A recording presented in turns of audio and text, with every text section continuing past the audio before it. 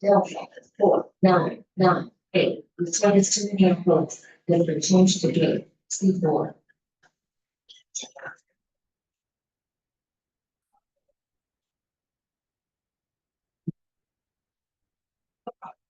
Delta 499 with service to Minneapolis has been changed to gate C4.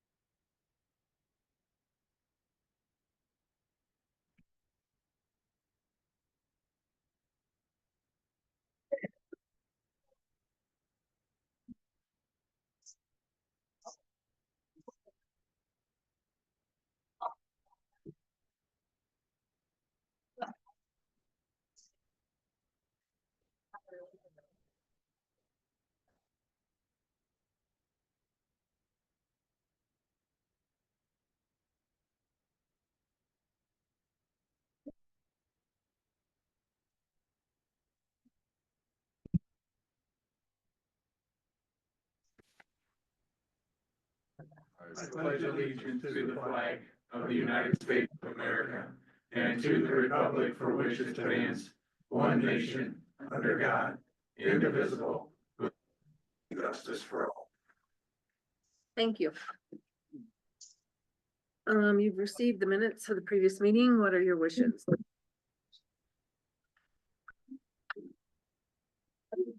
Second. All right, all those in favor signify by saying aye. Aye. Aye. Aye. And we have LJ on. Morning, LJ. Good morning. Okay, Travis, we're gonna start off with you this morning. Just what's in here for my quarterly report. If anybody has any questions about anything, just want to be here for that. I can point out this based on, I like to kind of compare past year, the previous year and, my total for what we collected, for the county is at $404 over last year's this quarter. So, I guess we're staying steady as far as things go. Does anybody have any questions about that, Travis? So you had an accounts receivable? See that again? Yeah. You don't have any problem collecting? No, my account receivable pretty much is, what we get paid, like things that are recorded at the end of the quarter, electronically that we're waiting for an ACH payment for. And we do have 2 or 3 charge customers, which collecting them because I just threatened to say I won't let them charge anymore. So, but yeah, no, they're all pretty good there, so. Move acceptance of that report. Okay, is there a second for that? Second. All those in favor signify by saying aye. Aye. Aye. Any opposed? Thanks, Travis. And, oh, there's Todd. Todd's, Department 26 expenditures are on page 28. How's everybody doing today? Good. Good. Thanks. Eleanor, please.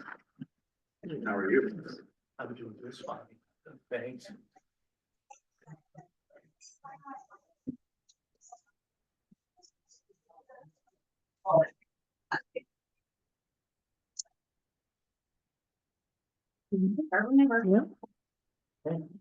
I can just go ahead and, yeah, you know what, it's the same budget I presented for.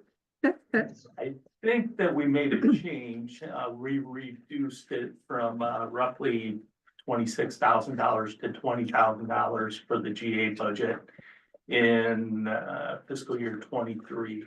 And otherwise, we haven't, had a additional ask for the 21 years I've been here, so. That we've been fortunate to be able to manage it, and you guys have been real generous in what you've allocated to us for general assistance. And then we also manage that substance abuse, funds.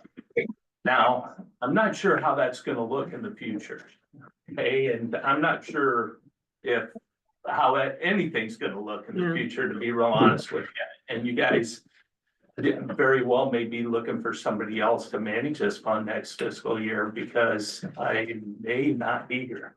So I just want to prepare you for that, because and that'll look different for you, because I'm sure maybe there'll be some employee cost in there where county social services says, manage that without an employee cost to the county for years. But with the changes and with the state moving to ASO districts, I'm not sure that you'll even need to have the substance abuse piece, a budget in there, because the ASOs are responsible for covering, or ASO.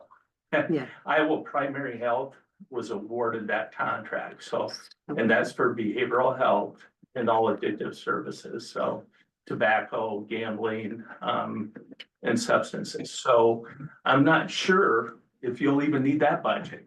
We're not getting a lot of direction I was yet, gonna are say, we, they, Heidi? no, I mean, they've had just one kind of introductory Yeah, webinar, and other than that, they haven't really put anything out. And Right. considering it's supposed to be active and up and running when? July 1st. Yeah, the region sunset July 1st. Yeah. So potentially, and we did apply to be a disability access point. Which is basically coordinating services for people with brain injuries, developmental disabilities, and intellectual disabilities. So, this week, if we get chosen to be a presenter, we'll be notified. Otherwise, I would think it'd be safe to assume that we're not going to be a part of that system either. So there's still a small chance we'll be here, but there, be real honest with you, potentially we may not be here. Mhm. So I don't know what you guys want to do with that. What is that for you personally? What does that do? Well, it's not about me, but I won't be employed. I mean, I won't have I'll be looking for employment because I have to work for a while. Yeah. I don't think. He's the got wife a wants lot me of, home he's yet. got a lot of possibilities though that have been suggested to him. Yeah. Any of them Let's- good? Yeah. Let's just put it that way. What, it'll be, I've always, been able to, do what it takes to take care of myself and my family, but, I'm concerned about the people we serve, we've got a lot of folks out there that we serve and serve. And, you know, I just want to make sure that we're doing what we can, as far as county social services goes, to transition folks, Yeah, you know, and make sure there's warm handoffs. And I hope we can make more warm handoffs, you know, to the people who are providing the service in the future. You know, I'm not sure what it's gonna look like. Those warm handoffs are, you know, it's all up to HHS at this point, you know, so. We're getting bits and pieces, but we're really not getting any traction, yeah, no, it's, on how to make that process happen. So, really, you know, it is, we'll do what we can to make things as smooth as possible and for, you know, our local boards not to be getting called and being bought. And, you know, I mean, I've taken great pride over the years on taking care of people, in our counties and throughout the CSS region to ensure you guys didn't get called and, to make sure that people's needs were being met. You know, I don't know if you guys want to consider, if we're not here, taking a look at maybe Operation Threshold managing the funds. Or if you have somebody else here within the county that can manage the general assistance funds, I'm not, you I know, mean, yeah, we just throw a definitely do couple have to things need out to, there. yeah, have a backup plan, because I yeah. think it's gonna be one of those. You'll find out one day and be expected to have it implemented the next. Right. I It mean, could be. very good possibility of that, unfortunately. Mhm. Well, this is not an easy time for you. Like I said, Mark, you know, I want to make sure people are taken care of, Well, I know that, but you know. it's gotta be tough. You know, it's never been about me. I know that. I think the feeling throughout the whole is. Like you say, there's not much information coming out, Right, and it's Right. very slow in coming out. And it makes it difficult, it makes it hard on everybody, not knowing. When personally, I feel like we could know something, because I think there's plans right. in place. Mhm. They're just not being They're shared. just not being shared with us, Mm-mm. you know, but yeah, we're kind of always the last ones to know, it seems like, Hmm. aren't we? Heidi, you've been great on that board. We When- appreciate all you've done for the CSS board and you're well informed. When you had a presentation ready the last time, and you were informed what the day before the presentation was to be given, that there would be no presentation, Right. that's kind of how these things seem to be working, so. We spent 2 And full days on you that spent a lot of presentation. time getting it ready. And then they informed us that there was no need for us to present, Really. yeah, So the day before. that's where his angst comes in, and as far as the people being served is, Mhm. yeah. So the presentation, they could choose, they had like a 4-day window or roughly to choose or to notify the bidders. The regions are the only ones that have bid on the The RFP, yeah, disability access points. And we bid for the whole state.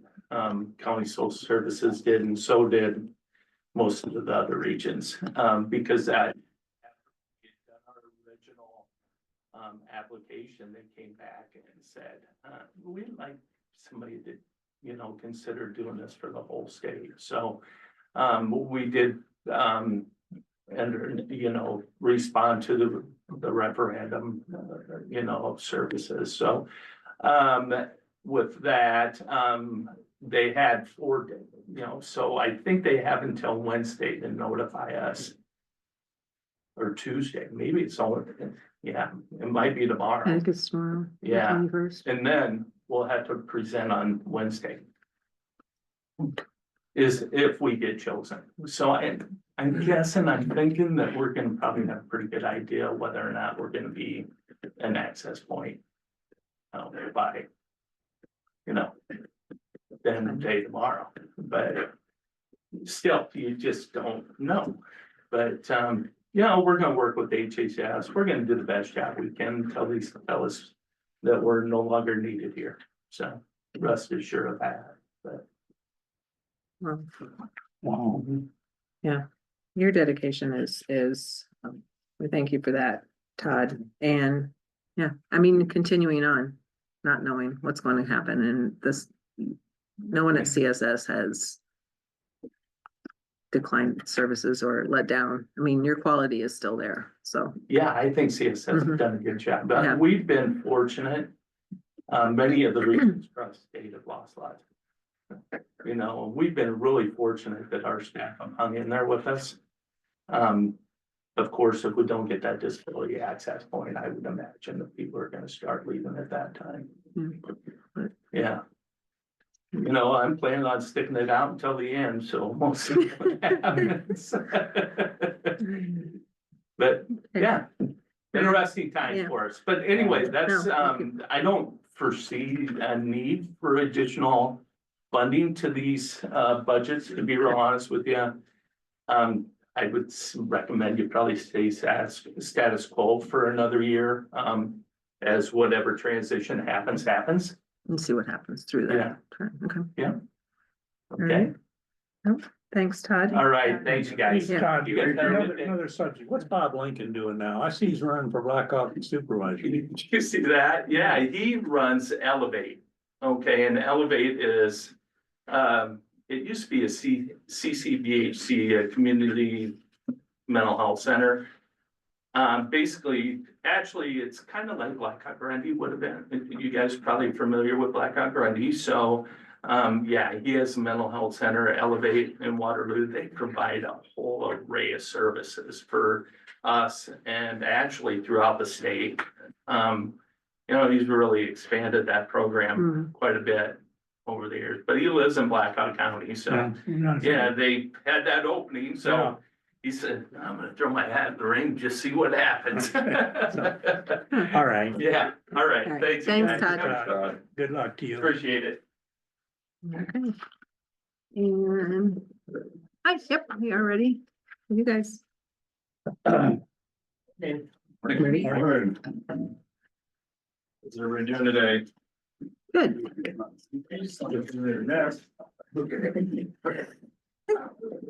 Yeah, that's pretty. Thank you. Good seeing you. And we'll leave one for LJ he's listening in. Oh, Thank you. hi, LJ. I have a muted. Oh. Oh. I'll meet you later.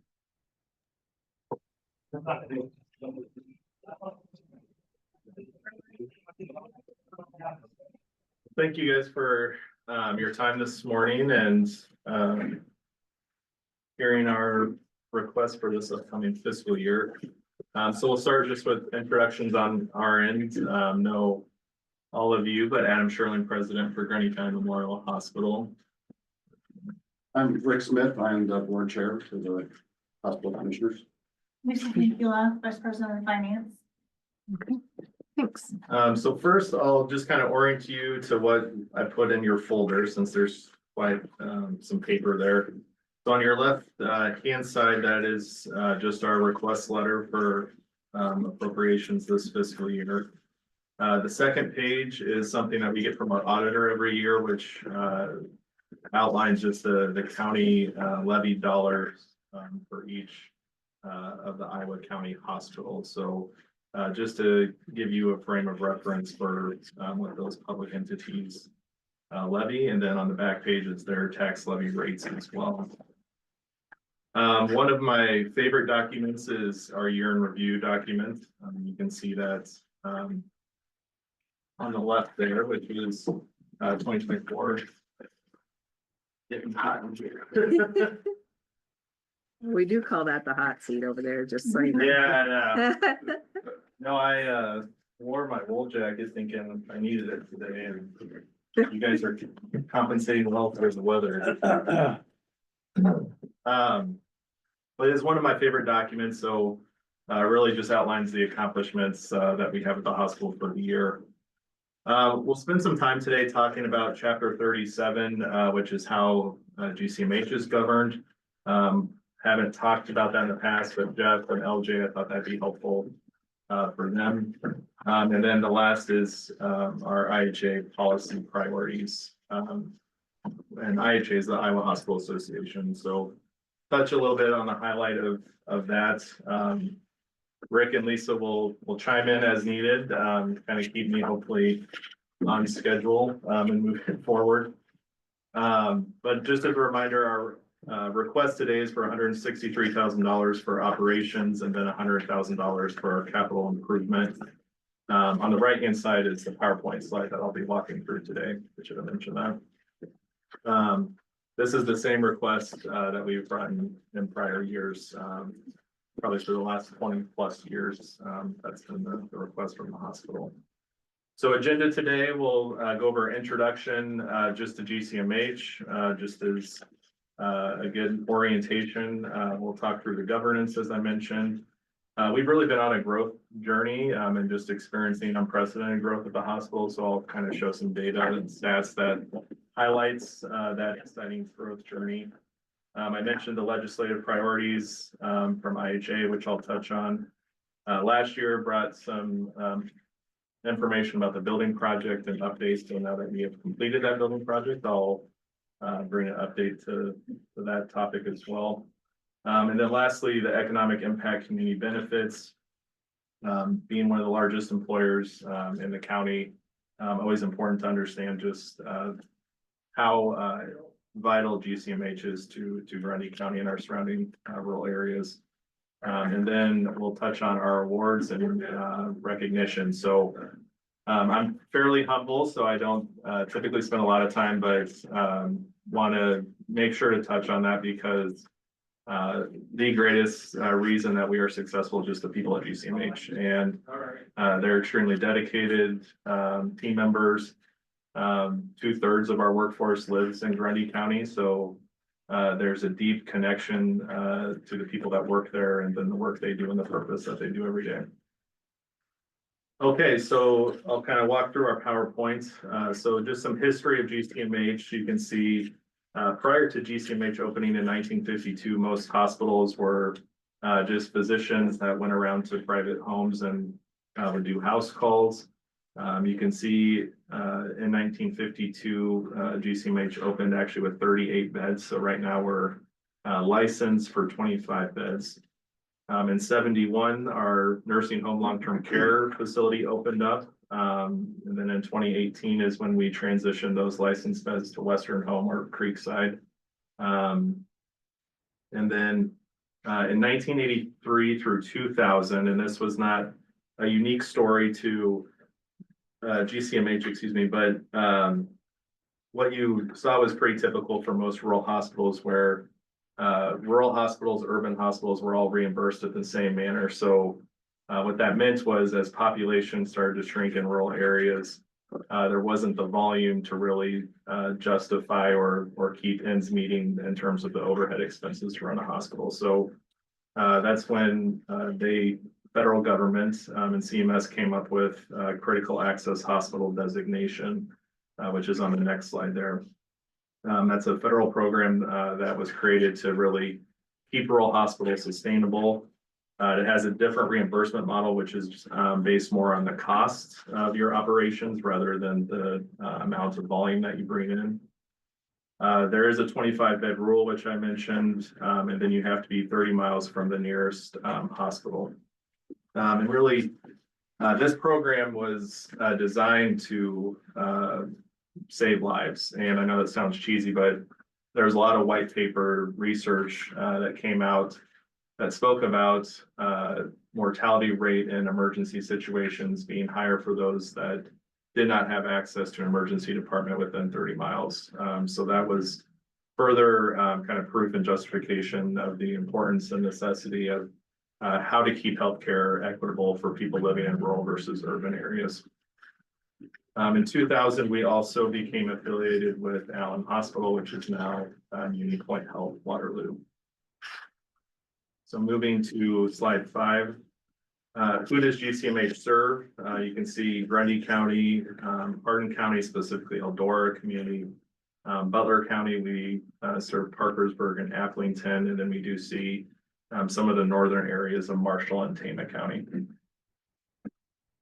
Just to orient you with our current senior leadership team, it's myself and Lisa as we introduce ourselves. Jody Shipper, who's our Vice President of Nursing, Dr. Eric Neverman as our CMO, and then Ryan Dingman as our Director of Facility Operations. We have probably another 18 to 20 department leaders. One of the more impressive things about GCMH, and again, I think speaks to just the workplace culture and dedication that we have here. It's really not uncommon that you will find leaders at our hospital that have 10 to 25 years of tenure. And there's really just no other organization that has kind of that level of tenure that we experience. And obviously it's a big factor to our success is the continuity of leadership that we have. So shifting gears into governance. So GCMH is actually a Veterans Memorial Hospital. So I believe we're either one of one or one of two in the state of Iowa that's left. And it's governed by Chapter 37 of Iowa Code. So for comparison, other county public hospitals are governed by Chapter 347 of Iowa Code. So there is a little bit of difference, which I'll touch on here shortly. So the election process to initiate a memorial hospital or Veterans Memorial Hospital is required by county vote. So you can see there on the right, in February 14th in 1947, the county did take a vote to implement the Memorial Hospital. That did pass. And if you're wondering where this kind of documentation or photo is, it's on our history wall at the hospital, which is just across the stairs going up to the second floor. So next time you're at the hospital, if you want to learn about some of the history of GCMH, they did a great job putting that together. So we'll walk through some of the sections of Chapter 37. So 37.9 talks about commissioners appointed, vacancies, requests for funds. So once the hospital was carried by public majority vote in 1947, the next step per the Iowa Code was for the county supervisors to appoint a hospital commission or board of commissioners. That commission was to be between 5 and 11 members. Obviously, that commission was tasked with management and control of the Memorial Hospital. And then the commission shall request for an appropriation annually for operation and maintenance of the Memorial Hospital, which is why I'm here with you all today. As I mentioned earlier, unlike Chapter 347, which is county public hospitals, Veterans Memorial Hospital does not have the ability to levy taxes amongst its constituents. Chapter 37.10, which is the qualification of our commissioners. So it says that they must reside in Iowa and then within the hospital service area. And then part of our process for appointments, as stated by the Iowa Code, is that they should be appointed by the chairperson of the County Board of Supervisors on an ongoing basis. So we internally with our hospital board have a governance committee that discusses who will be good applicants, who will complement our existing board. And then they make a recommendation to our full board to then recommend that individual to you all for approval to sit on our board of commissioners. Unlike, again, Chapter 347, the county hospitals, that is a public election for their commissioners, where you can see that our process is different because we're a Veterans Memorial Hospital. It's also worth noting that we do have internal board bylaws, policies, and procedures which govern our hospital practices. The next slide just walks through who currently is on our board of commissioners, and then I have the community that they reside in and represent. And then if they're an officer, you can see their title as well. But have always been impressed and just very thankful for the level of dedication and commitment that we have from our board of commissioners. I think we're very diligent in terms of when we have a vacancy on our board or when we're doing succession planning, really trying to ensure that we have a very comprehensive and diverse mix of professional backgrounds that will aid the hospital strategic vision and operations. So you'll see that each of those individuals each have very different professional backgrounds, and that's intentional. Any initial questions on governance before I keep going along? Yeah.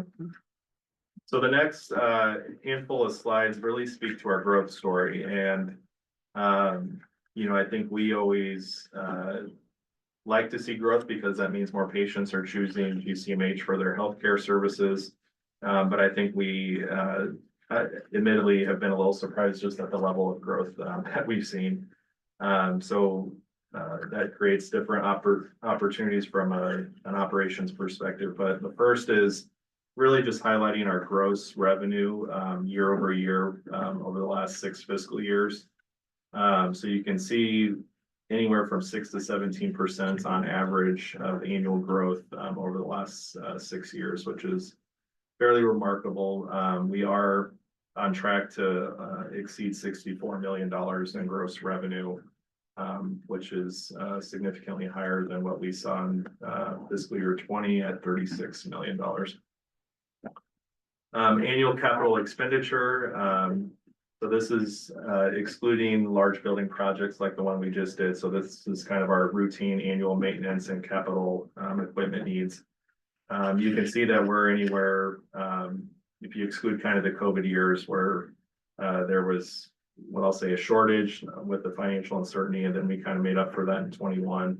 But really anywhere from 1.2 to $2 million is what we see. I think we're budgeted for 1.7 million this next fiscal year, just in routine annual capital expenditures. You go back to the patient revenue. Yeah. Explain the red. If you please. Yep, so that is the percent change year over year. So if you look at the 16.7%, that's essentially taking the 57 million in fiscal year 24 from fiscal year 23, which is 48 million. So it's just tracking the percent change year over year. Okay. Next slide shows our paid FTEs. Again, this is different than our employed FTE amount, but you can see with our growth in revenue and just volume, we've also had to grow our workforce pretty rapidly as well. Being one of the largest, again, employers, I think this is a positive story that I hope you all take away. Just with our growth, we're also adding jobs and bringing new employer growth. And as I mentioned, 2/3 of our workforce lives in Grundy County. And we anticipate this trend to continue in terms of how do we continue to provide new services, but also staff appropriately to new volume that we're seeing. The next slide really speaks to just our investment in workforce. So for those that were here last year and prior years, a common thing that I brought forward was workforce and just the labor shortage in the healthcare industry. So we've had to be very competitive in order to retain our workforce. So you can see the level of investment that we've had to make as a percent increase year over year in terms of salaries and benefits. And I would say this is very similar to what you're seeing across other hospitals. The next is just a volume indicator that we look at, which is total outpatient visits. So you can see that we're getting close to 70,000 patient visits, and I believe we'll surpass that this year since we're exceeding our current budget. And then the next slide just illustrates our growth in specialty clinics. So one of our kind of key pillars of what we're trying to accomplish is providing adequate access to healthcare services, but also how do we bring more healthcare local? And a big part of that is how do we continue to recruit and retain specialists to our market, which generally do not live in rural areas, right? So a lot of our recruitment is Waterloo, Cedar Falls, or even Marshalltown, Ames area. So that work continues and is ongoing. The next slide shows the 4 primary care clinics that are associated with Unique Point Clinic. So this would be the Conrad Clinic, Grundy Center Clinic, Eldora Clinic, and Parkersburg Clinic. If you combine all of their statistics, you can kind of see the growth journey again they've been on, which is a very positive story in terms of their ability to recruit new physicians, new healthcare providers to their respective clinics to really expand our access to primary care.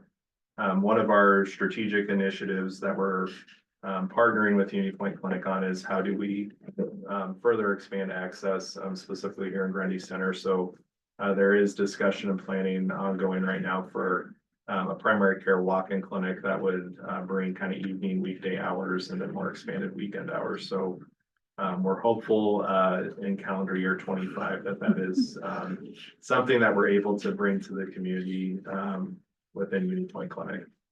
You have a parent of small children, they're smiling behind you. Yeah. That would be very. I can relate with two small boys as well. Yeah.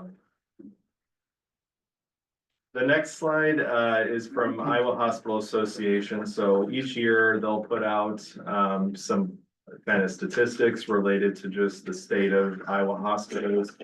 Kind of the graphic on the right really speaks to the financial sustainability. So you can see we're in the fortunate green bucket. We'll have 30% of Iowa hospitals that have a positive margin, which we'd like to stay in that category. You can see off to the left, just speaking to the workforce challenges. So currently over 10,000 job openings within Iowa hospitals. As they even forecast that with just the demographics of current workforce and where what the healthcare needs are going to be in the future. That is actually anticipated to increase moving forward, which is scary for a lot of Iowa hospitals. And then the last bucket really just speaks to inflation costs since 2019 or the pandemic. So you can see on average from 2019 to 2023 at 28% in operating expenses. And I would say that's probably pretty consistent with what we've seen in terms of supplies, equipment, and then workforce and labor.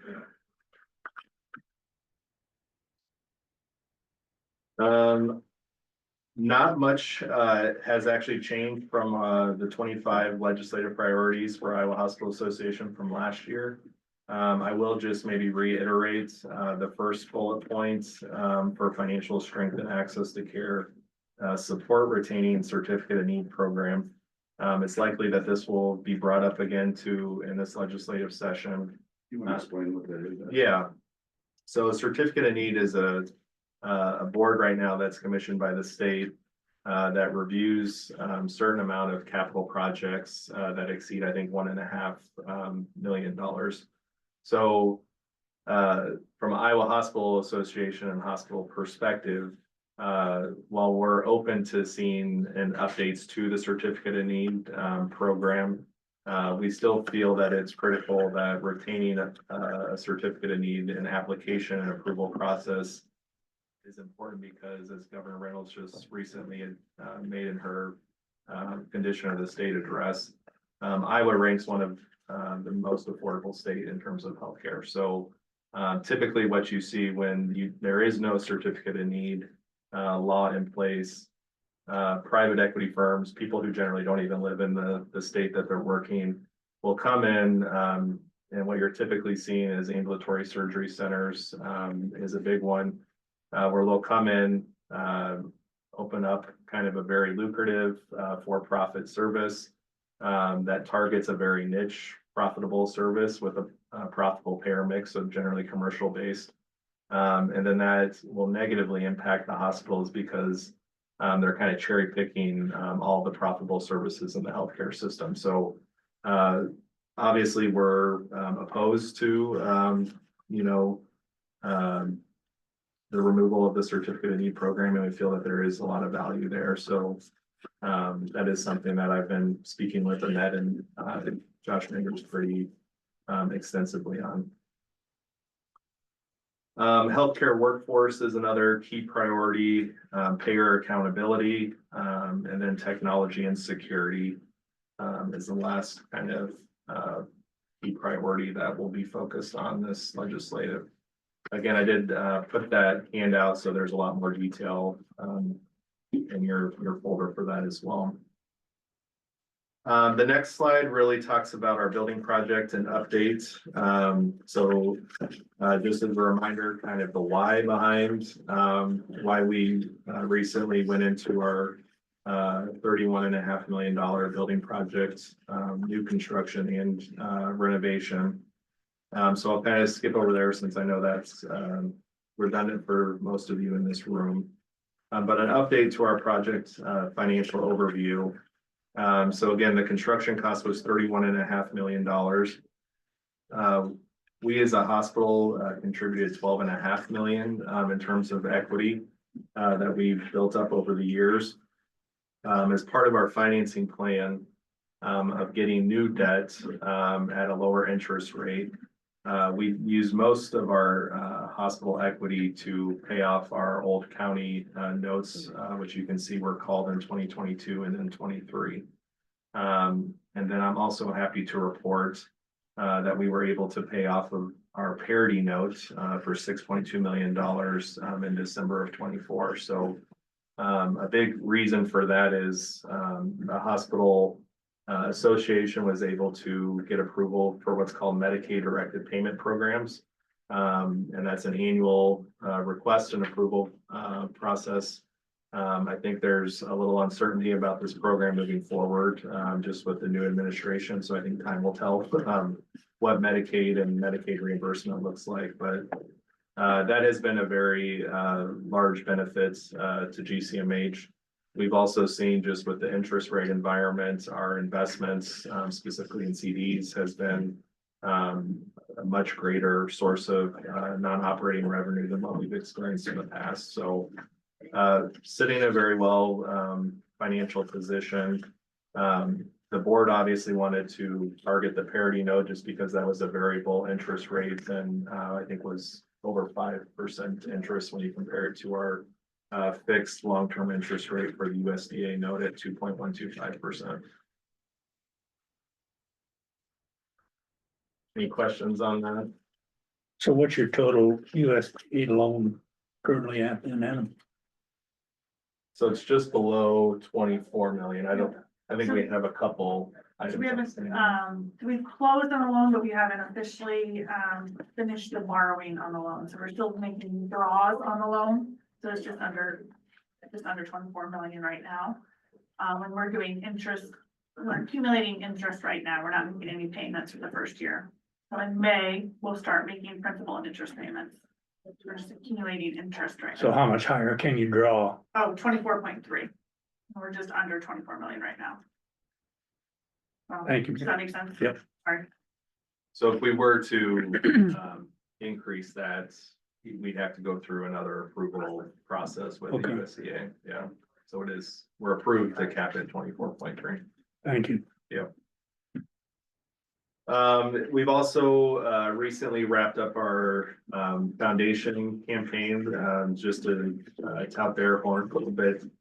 So they set out a 3-year capital campaign from 22 to 24. They set a fundraising goal of $1 million and then ended up raising over $1.25 million, which again, I think just speaks to the level of community engagement and support for the organization and rural healthcare, which is really phenomenal.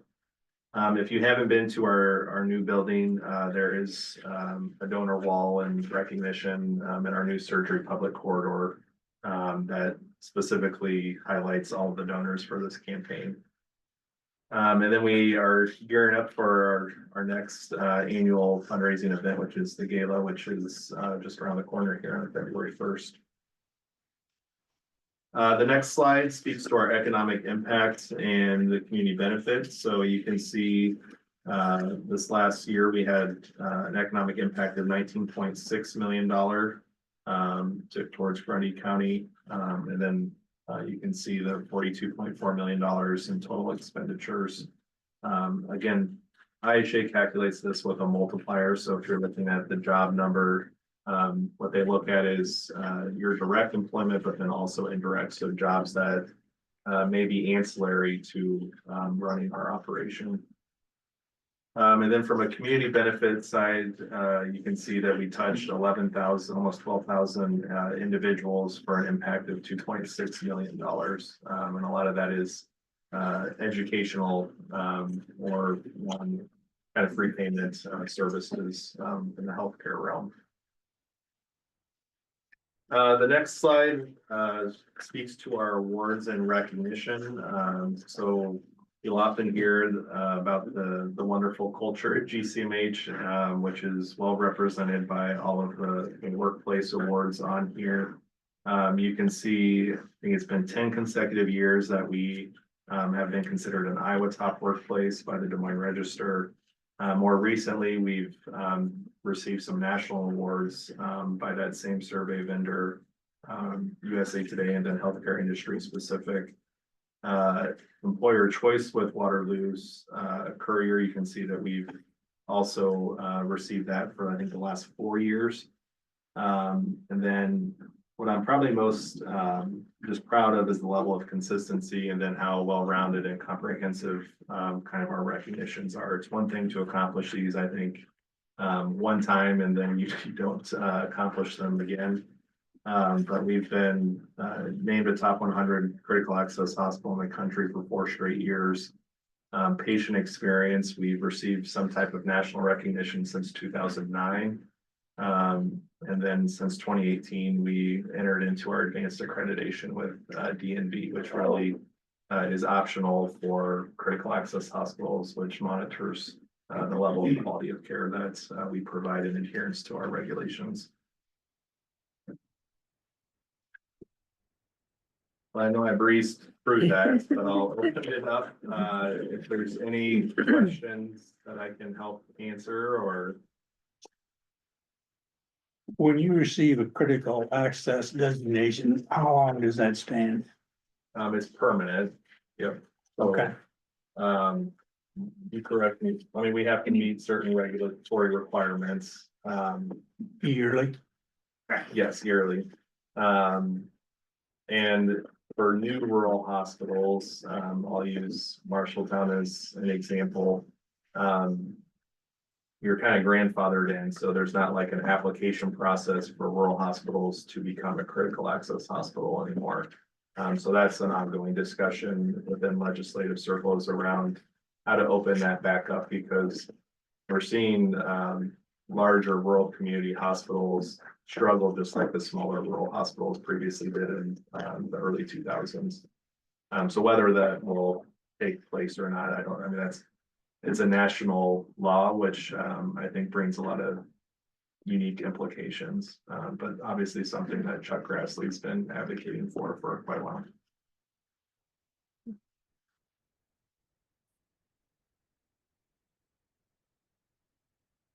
So how many critical access hospitals are there in the state of Iowa? State of Iowa, there is 88, Okay, you know, out of 113 hospitals. 113.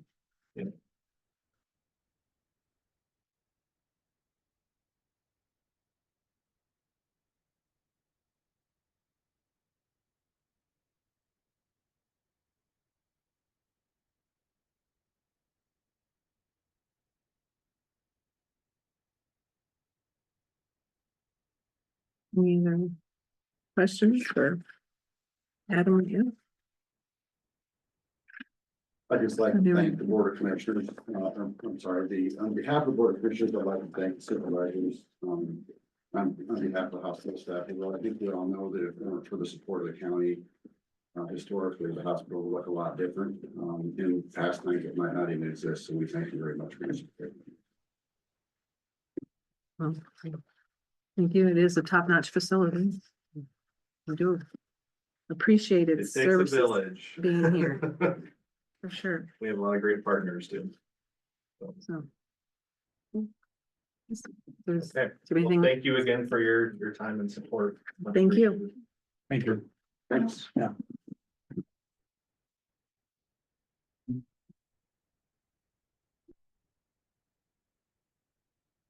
Mhm.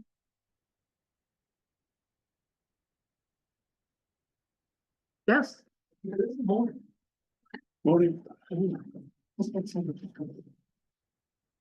Bring moral I support. was gonna say, yeah. I did, I had to bring back up today. Last time I talked with Mark, I thought I'd better bring it. I've got 2 applications for utility permits. Application 1-20-24A is for Windstream to install fiber along D Avenue. On 180, or on D Avenue for 1 mile south of 100, starting at 185th Street and heading south. Anyone who would like to make that motion? Move approval. Is there a second? Second. All those in favor signify by saying aye. Aye. Aye. Any opposed? Permit application, utility permit application 1-20-24B is also Windstream. And it is on D Avenue at the bridge just west of Wellsburg, north of D25 there. And they're just gonna go out and around the bridge and not a whole lot of anything. Nothing spectacular. Would anyone like to make that motion? So move to approve. Okay, is there a second? Second. All right, all those in favor signify by saying aye. Aye. Any opposed? Okay, Nothing else really happening at the shop. It's pretty cold, so we are keeping all of our equipment inside. So that we do not jump up or get anything, out with our pants down outside. So we are cleaning house. Today, but once it warms up, we will get the brush mowers out there running again. Okay. Don't talk about that poor little. no, not gonna even bring it up. No, Okay, Still rolling rock into the rock pile. I believe I did see some rock tickets come in the other day, but everybody's staying inside today. good idea. Any Thank other you. questions for Jeff? No? Okay, thanks, Jeff. John? Jones budget expenditures on page 22.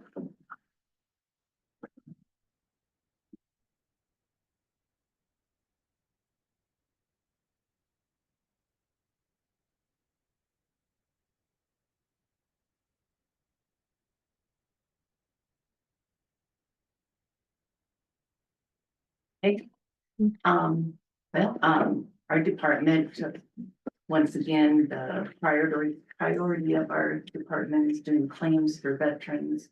We have them come in from all over the county. For both veterans and surviving spouses, so, we've had a good record as far as getting approvals, so. Hopefully they're using their funds to buy goods and services in around Grundy County. Our budget this year is basically the same as last year, as far as an overall amount.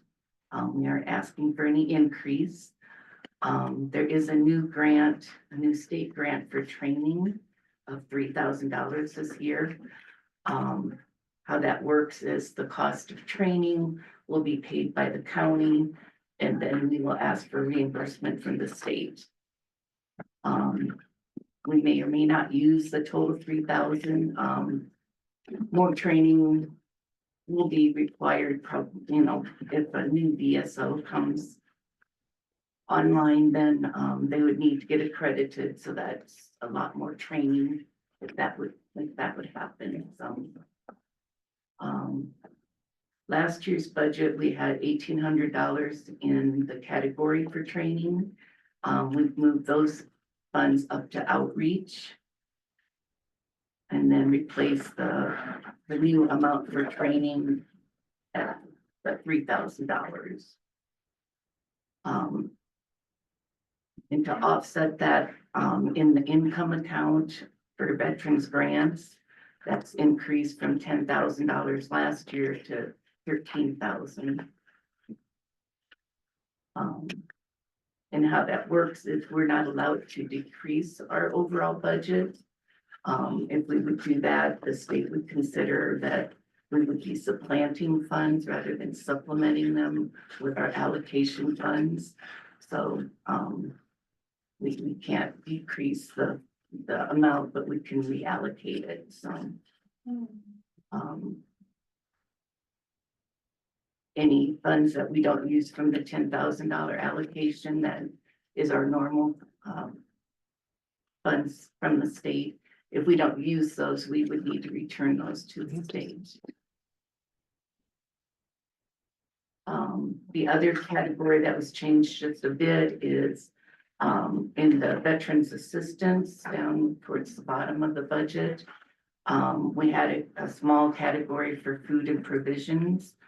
How that worked is if a veteran came in and needed assistance for groceries or fuel, they were given a card. And there's no way to track how they use those cards, so we thought it was best to move those funds to utility and rent assistance, where those funds are paid directly to landlords and utility companies. So you'll see that the food and groceries that decreased, and the utilities and rent went up a bit, so. And that's basically the only changes we made, so. Does anyone have any questions? John? I do. Did you say your revenues are 13? That would be the 10,000 from the allocation, and then 3,000 from the new grant for training. Is that your reestimate or just your requested for 2025-26? Are they both 13? Yes, You're gonna get 13 this year. yes. What pages are revenue on? Angie? Page 13. Okay, thank you.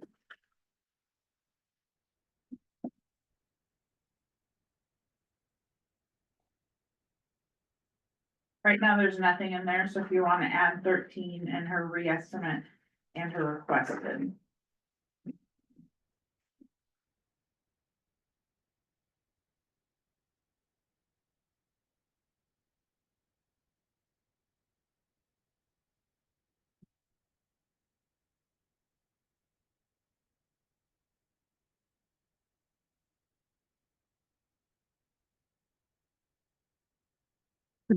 Are the numbers staying the same?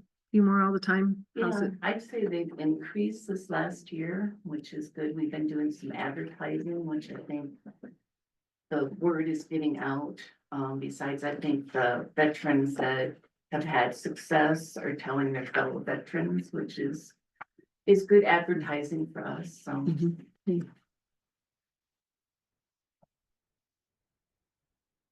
Mhm. Had a person stop me the other day, Joan, and complimented me on the job you're doing as our Veterans Affairs Director, so I want you to know that. So they were That's what we like to hear. very pleased with how you cared for them. So, That's great to hear. all right, good. Anything else? Brenda? No? All right. Thank you. Thanks, All Jen. right, Thanks, thank Joan. you.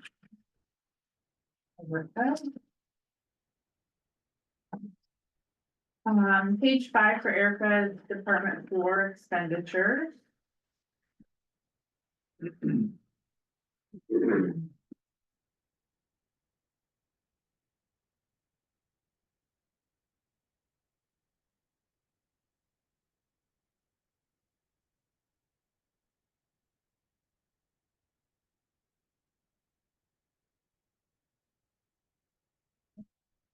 The change on this one. There's a change to education and training, that's account 42,200. That's because our county attorney training in the fall has been steadily going up, as everything has, and this year it was squeaking in, so I'm trying to account for what will be another increase next year that I would not be able to take if we kept the same amount. And I'm also looking at carpel training. I wanted to keep a buffer in there, in the event that we have a change in staff, which seems to happen, which leads into the office allowance that hasn't changed in 4 years. That's what we use to pay, the legal assistant for the county attorney's office, employment taxes, that kind of thing. That hasn't changed in 4 years. So I'm looking at a small increase to that. Office equipment and furniture, I didn't have anything allocated this year. In prior years, it's been about 1,000. We're looking at upgrading a monitor on the legal assistant desk. Right now, they're working on one that's about 5 years old and this big. Any questions about number 4? Department 6 is on page 10 of your expenditures.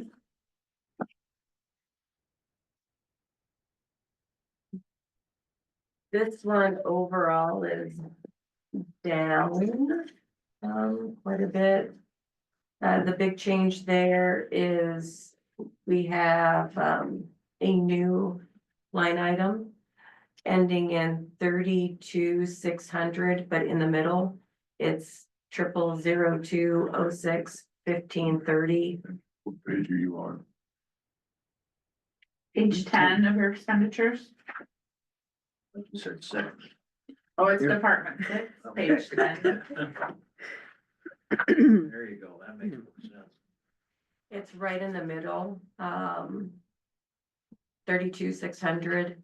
It looks like a duplicate of one for farther down. They're not. I asked the auditor's office to add a subset. The one that is marked in the middle, 0002061530. That's for adult conservatorships. The one further down, where the only change is the middle number is 1620. That's for juvenile guardianships. So with the adult conservatorships, this is something that we've talked about. It is when we have an adult who needs to have a conservatorship or guardianship established for them. And the county, due to a change in Iowa law, is responsible for paying for the attorney for that proposed elder, usually elder person. That is now on our back. So we have a resolution that sets the hourly rate for those attorneys, which is below market rate generally.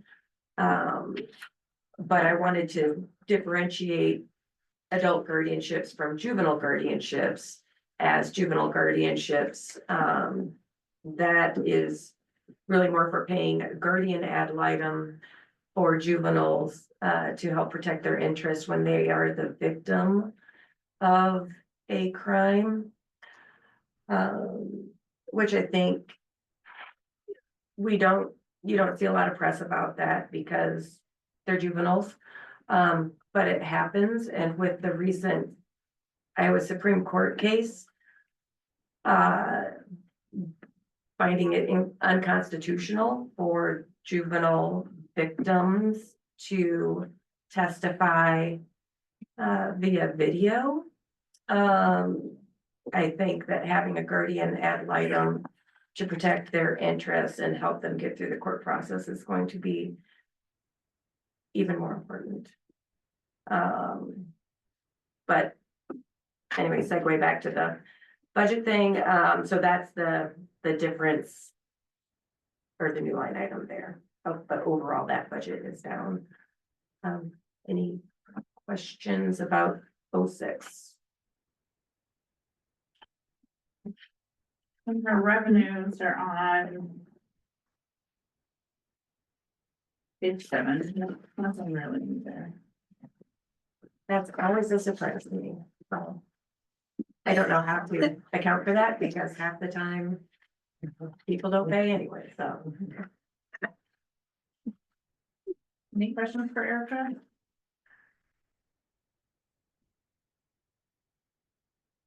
Right now.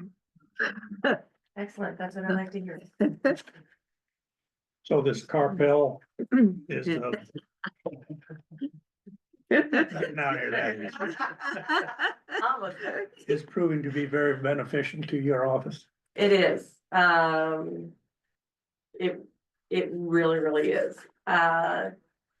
So because of the increased efficiency, Haley is able to take on more, felonies, which frees me up to be here and to be, more quicker in my responses, and give me more time to actually review the civil stuff for the county. So that's very much appreciated. Also, because it's cloud housed, today, although it's not a court day, Kaylee would normally be at the office, but she has 3 children under the age of 6, the eldest of whom has the crud going around right now. So she is home working, remotely while taking care of, a sick child. So that is, an incredible convenience, and office efficiency that I'm very grateful for and glad that we have careers where that's available to us. Not everybody has that, luxury or even availability. So yeah, it's been really good.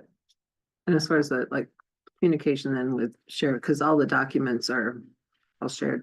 That is that Yes. working? It is working fabulously. That Okay. is easily one of the best things about it is, although we're not enamored with the sheriff's office new software for video recording, that's had a few hiccups on our side. It is better for discovery with defense attorneys. They house it. The sheriff's office sends us a link. We can then upload it if we desire, which generally we do because we are never sure about what their retention policy is. So then we upload it and then we can send the link to defense counsel and it's no paper. We, I think there were over 100 pictures and quite a hefty file of video on a case recently that we did not have to kill any trees. We could see when the defense attorney read the email. We have proof that they opened the file. We have proof that they downloaded the file. So it's fast, it's trackable. There's no hard material costs, no CDs burning, no time wasted there. That has been incredible. Incredible. Yeah. Good to hear. Yes. Thank you. We're thrilled with it. Glad to hear that. I'm so seldom thrilled. Anything else before she sneaks out? Nope. Thanks, Erica. Thank you. Alan, you got some budgets for us. Just a few. On the main budget for the auditor's office. Couple items that Page 2 of your expenditures. you know, where I went up a little bit was in education and training. Cause we do have, seems like those prices keep going up for ISAC meetings and we also have some more election training as well. And that's down a little bit farther under that 002028000. Cause I think they offer seat 2 and 3 this year, which probably will, I don't know if all 3 of us are gonna go, probably. We're all gonna be. We're all gonna do the continuing education, but yeah, that's in that off year with not having the general election, they allow us to get that designation. Cause right now I think we're just all seat 2 trained. So. Or seat 1, Seat 2. you're seat 2, but the other, okay. And then difference in election cost, because we're just gonna have the city school and I think gonna have at least one special election in March. I've not gotten the last resolution or the resolution for them yet, but I've been told that it's on its way. But that's kind of where some of that election cost shifted. So overall, that budget didn't go up too much. Just a little bit here or there for maybe some office supplies, election supplies. It seems like those prices haven't come down any. And there were a couple of the election sites that were happy. We gave them a couple extra cardboard booths this year, but they don't need that every year with the general election. We won't have this year. Any questions on any of those? Oh. Which my next one, medical examiner budget. Page 29.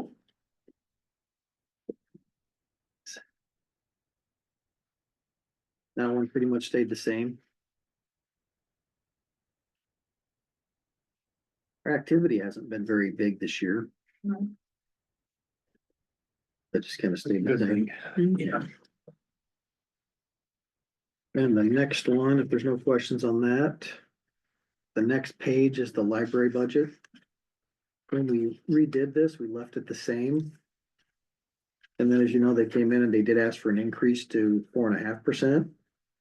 Right now, that totals at 171,023, and if we went to that 4.5, it would take it to 178,720.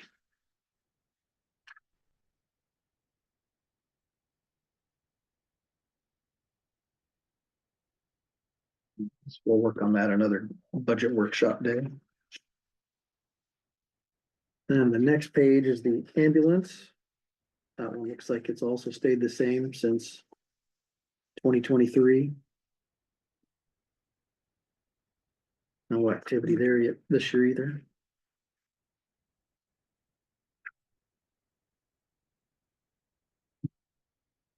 How's the ambulance help?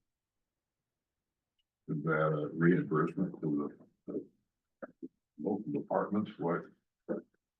That I will have to find out.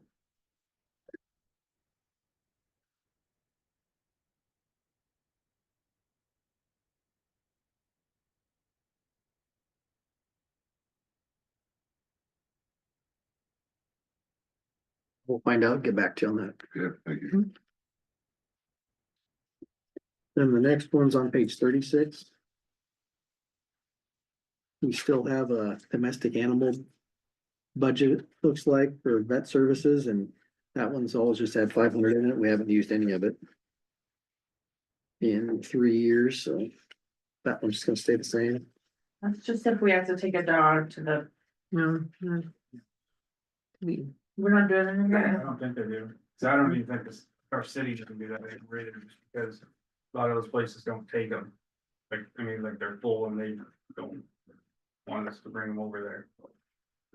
I'm gonna What? chime in here. I do know Okay. that in past years, the sheriff's office has reluctantly done that because we don't have a shelter. We don't have an agreement with any nearby shelters. We can't take any neglected or stray animals anywhere except to pick them up and take them to a local vet. And so that $500 pays for the vet to house them until the money runs out. Okay. What if, is there ever an instance, I'm just like a rabies, test would have to be done? Would that Yes. cover that? It's like if a deputy got bit from a stray. Right, so under Iowa law, if the owner can be ascertained, they need to reimburse or pay for the rabies. If it's a wild, something. Yeah. Wild raccoons. But, I think it could be for that as well. I don't, So it's probably nothing we can truly get rid of just in case, in case, but yeah, I know that the sheriff's office, as Mr. Keister has indicated, is extraordinarily reluctant to bring furry animals into their vehicles. Unless it's Vander, or so Yeah. allowed. All right. Thank you. And the next budget's on page 39, just general services.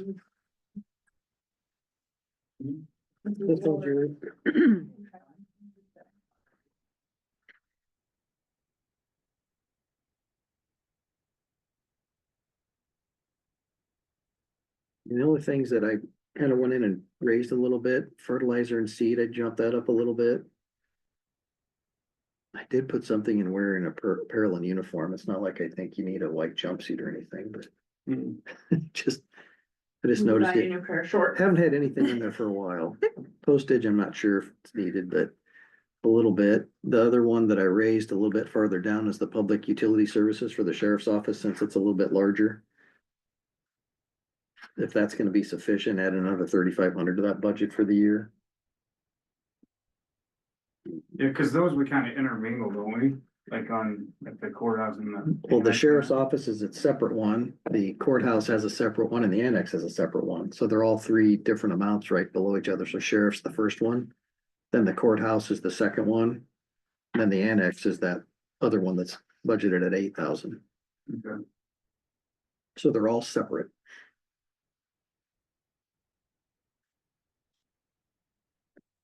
Then working down, there was a big reduction on buildings. It looks like it's normally been in that 40 to 50 range, and I think last year maybe, was that a We carryover? carried over last Okay. year, knowing that we had some stuff we wanted to do. Okay. And we've done that for 2 or 3 years where we carried it over, like when we did the roof of the sheriff's office and I know I have to do some stuff like the second floor or third floor, air conditioning units like that. We still have to do that. So that was part of the reason why that one was left. You notice we're missing some shingles too up there on the roof. Yeah, the other piece, I've talked to, Brian Freed, and he's trying to get Max from Freed, the roofing part of it, to come over here and look at it. Cause it was, I believe it was Brian's company that did it, and then now that he sold out the Freed roofing part of it, he has to have them come and. We're not getting any leaks started. Yeah, yeah.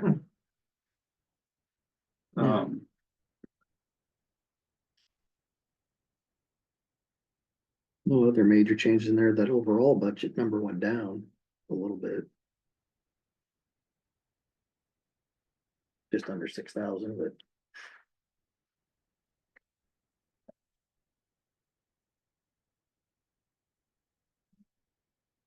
No, not really. Like I said, just some of those projects that I gotta get done, like I said, the rooftop units and then, or not the rooftop units, the third floor units, and then. Like I said, some of these other units that I know, like Travis is in the recorder's office, that air conditioner is constantly, I have to add Freon to it, and so I'd like to get that one replaced. I mean, it's an older unit. One of the ones down in the, or the one down for. They're all the same vintage in the treasurer's office. That one I always have to mess with every year. Capacitors on it or a fan motor or add Freon to it and if I can just get them on opposite years to where they're not all the same year, like if I could do one year, or two 1 year and two the next. And slowly get them so they're not all the same, because these units are the same vintage as the three at the sheriff's office with 3 furnaces in there, and I'm just don't want to have to do 8 of them all in the same year. If I could do 1 or 2 a year, that'd be a lot better for everyone. Budget wise, Yeah. yeah, that'd be good. Okay.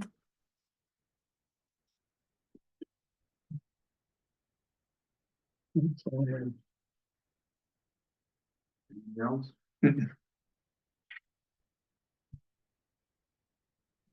One moves to page 49.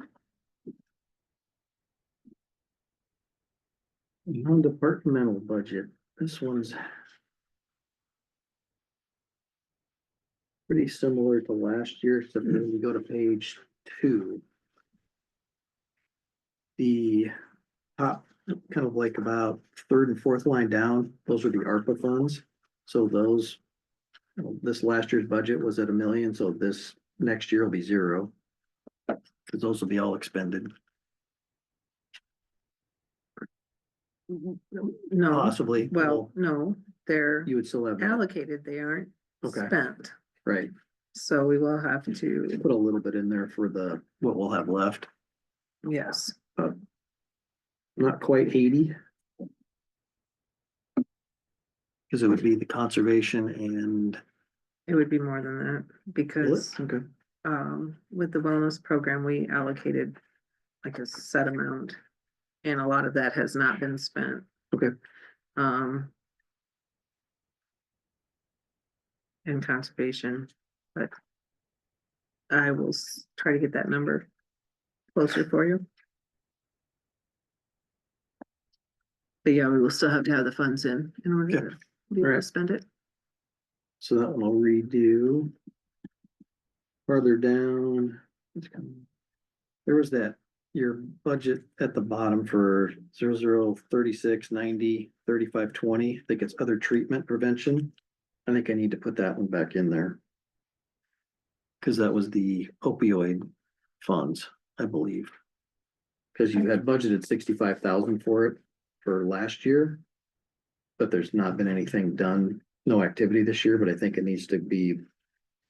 I did do that. It's 25, 26. Okay, so she added that one back Yeah, in, there it is. so that one we.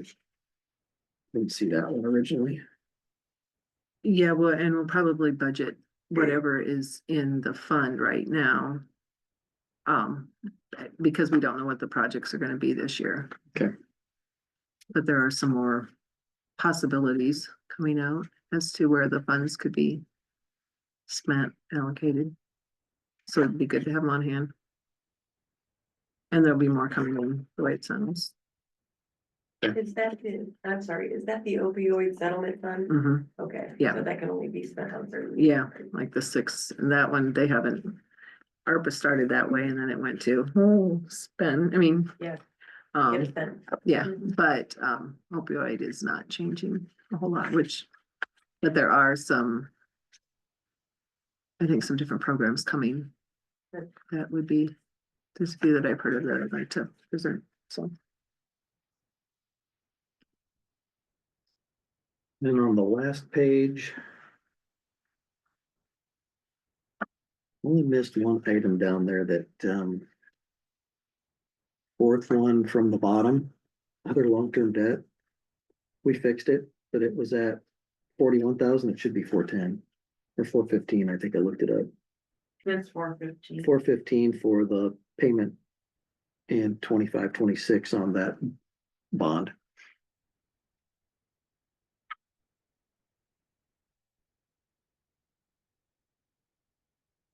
Other than that. And the last one, the last two items stayed the same, that's for the new bond issuance.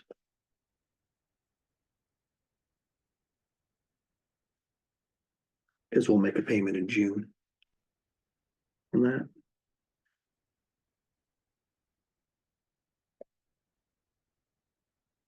Overall, that budget will see, or that one will see a pretty low, or a pretty significant change, mostly because of that.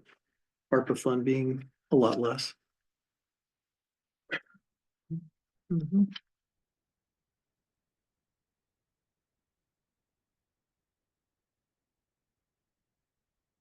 Then we go up the next 199. Yep.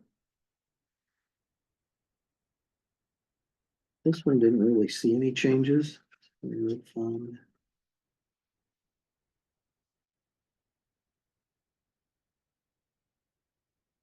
The requested was a lot less. I like to re-review that one. Yeah. It looks like you need to redo that one.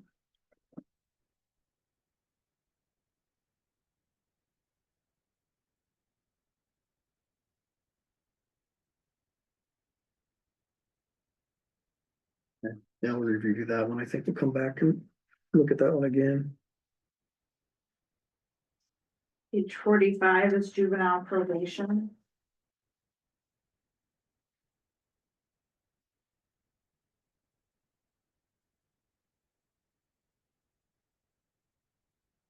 This one for the most, it stayed the same. From 24-25.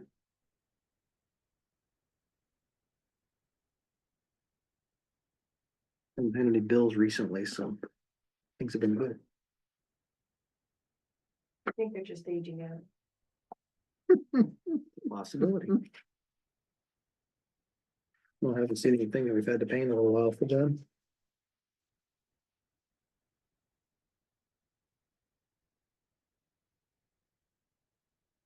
And do we usually go through the landfill as well? We can't go through the landfill. I worked on them with this, What page is that on, Angie? sorry, thank you, page 34. Okay, thank you. Looks like we increased ground and maintenance supplies, which is on the second page near the end. No, we didn't. It's still 2,500. There's hardly any changes.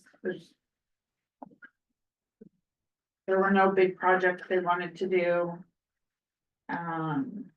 Just a little increase here and there on the landfill budget, but nothing spectacular is happening there. Looks like just the one on contract carriers on page 1. Yes, they're spending more on contract carriers, or it's just getting more expensive for the hauling. Yeah.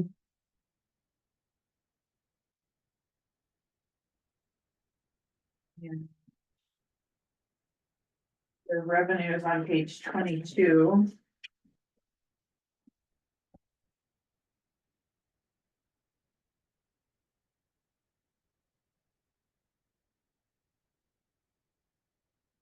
And he increased the landfill fees that we're gonna be getting in by 3,000. So that's the difference that you see there in the revenues. So expecting more. He's already at 15,000 for the year, and this report was printed in December. So he's gonna hit that 22, he thinks, and maybe more.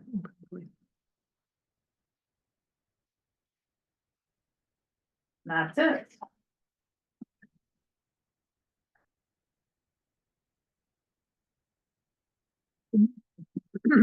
Does anyone have any questions about those budgets?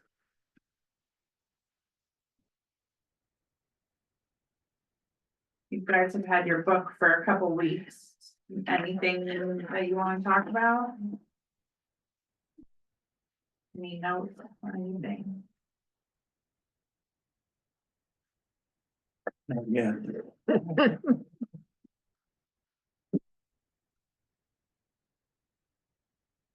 We've been getting together with Don once a week. Yeah, he should be Sometimes in twice. sometime this week, and I've got the reestimate budget put in the Department of Management, so we just need to do a few tweaks and, get that going, get that finished. Then we'll be ready to start making some of the bigger decisions on wages and on our punch list. And then get the actual budget put in, so Okay. right now, we're just working on the reestimate, but we're getting close. Okay, And that department management webinar they do annually is Thursday. For input of fiscal year 26. Okay. Sounds good. Butch, you have anything for us today? Not really. No? Okay. Any board and committee meetings that anyone would like to report on? We had a North Iowa juvenile detention meeting Friday. Pretty well-run operation on that. We did approve a 5% increase in wages. That is performance-based. So the director and his staff will distribute those as the people have earned them, I guess, as performance. They are looking, I guess, to investigate becoming a 501c3 organization. They've had some pushback when they go out to ask for donations, that some of those people are asking if they are a C3, and we are not, and so we don't get some donations. So they're looking at how much that will cost, as well as the benefits from it. So and that was just an approval to explore the option, not to actually go through with it yet. Had several new board members, so it took a little longer at the meeting to explain some of the ins and outs of it. One of the concerns I have is the bridge brownstone facility is only being utilized about 15% of what it could be. And that's very disturbing. And that, so they're trying to get the word out and get some more kids in there.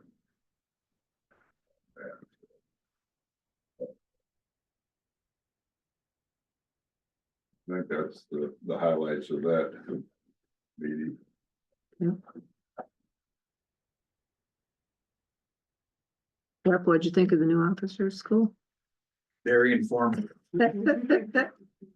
very informative, yes. Use softer chairs. I'm gonna learn to sit in the back row from now on, so I can stand up once in a while, stretch my back. Is LJ still on? Or did he delete? No, he had I to, was gonna say, he probably had to. Yeah, there was a lot of information. There was a lot of. Yeah.